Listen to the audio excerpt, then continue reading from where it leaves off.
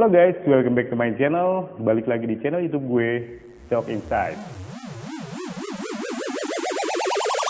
Oke guys, di video gue kali ini gue akan ngebahas tentang sirkulasi air di kandang ternak murai. Sebelumnya gue beberapa kali men-set up ulang kandang ternak gue, terutama untuk bagian air minumnya. Dulu gue pernah bikin bak mandi minimalis ya, kotak gitu, dicor gitu kan. Cuman kendalanya itu sering bocor. Oke guys, langsung aja. Di sini di depan gue nih ada pot bonsai. Nah, gue pakai ini. Ini bukan terbuat dari batu, tapi ini kayaknya dari semen sama pasir ya. Gue beli ini murah. Kalau nggak salah nih harganya cuma 25.000 satu. Kenapa gue pilih pot bonsai? Karena dia bentuknya ceper ya. Maksudnya nggak terlalu tinggi. Ceper, jadi ketika airnya penuh tuh burung kalau mau mandi dia masuk langsung ke sini pun airnya nggak terlalu dalam. Bagi teman-teman yang mungkin punya kendala sama-sama gue, kolomnya selalu bocor, kayaknya nih pas pakai ini nih, ini nggak bocor. Nah terus ini ini sebenarnya ini harusnya tengahnya bolong, ini harusnya tengahnya bolong. Cuman ini gue ada satu yang ternyata ini tengahnya nggak bolong, sengaja gue beli buat tempat makan burung di apiari. Nah seperti inilah penampakannya teman-teman. Jadi di tengahnya itu ada lubang. Diameter lubangnya itu hampir sama dengan diameter pipa ukuran 0,5 inci. Jadi di sini gue untuk instalasinya gue pakai pipa ukuran 0,5 inci. Fungsi lubang ini adalah untuk pembuangan air pada saat kita nanti mau ganti air. Untuk lubang supaya nggak bocor, rongga-rongganya ini gua tutup pakai silikon sealant. Teman-teman gampang ya nyarinya, ada di toko bangunan. Gue cukup pakai itu aja untuk menutup rongga-rongga biar rapet, biar pada saat diisi air 100% nggak bocor. Dan langsung aja kita ke setup instalasi kolam kandang ternak. Di sini gua ada ember bekas tembok. Ember ini gue fungsikan sebagai penampung air atau bisa dibilang toren. Dan di dalam ember ini gue taruh beberapa bahan, diantaranya bebatuan dan saringan. Fungsinya sebagai filter agar supaya air yang masuk ke dalam kandang itu benar-benar bersih dan layak dikonsumsi oleh burung.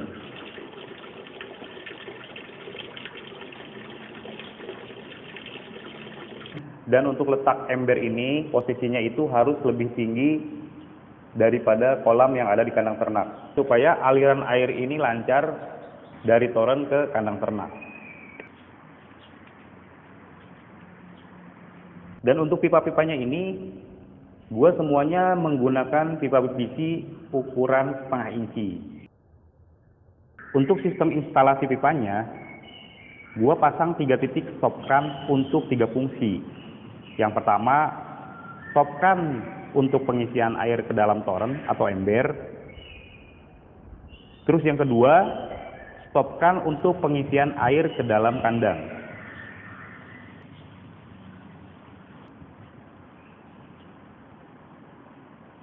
Dan yang ketiga, stop kan di setiap kandang.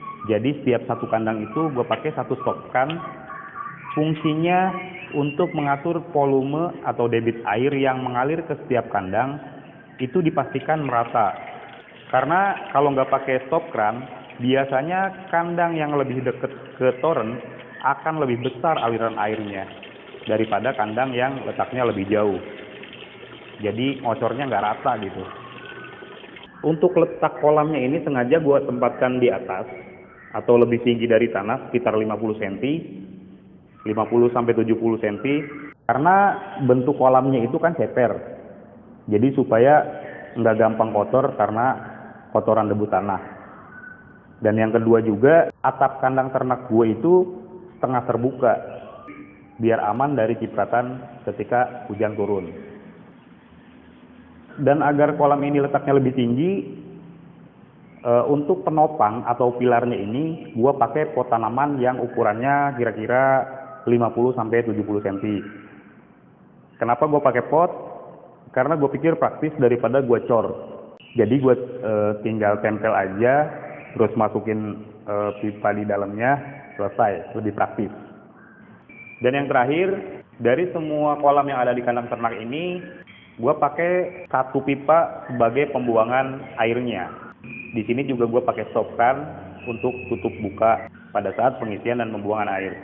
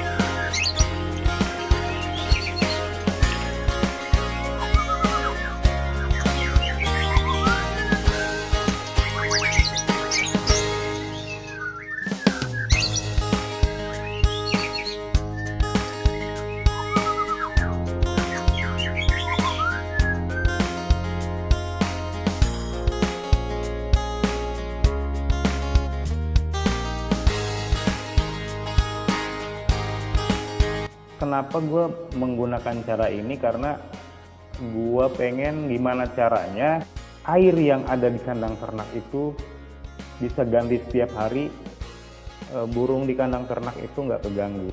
Karena gue tuh selalu semua burung gue di sini pasti setiap hari itu ganti air, harus bersih.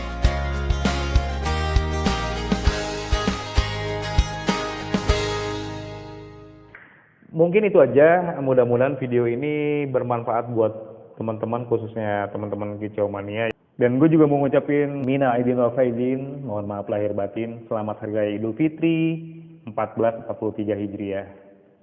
Sehat dan berkah selalu buat teman-teman. Bravo.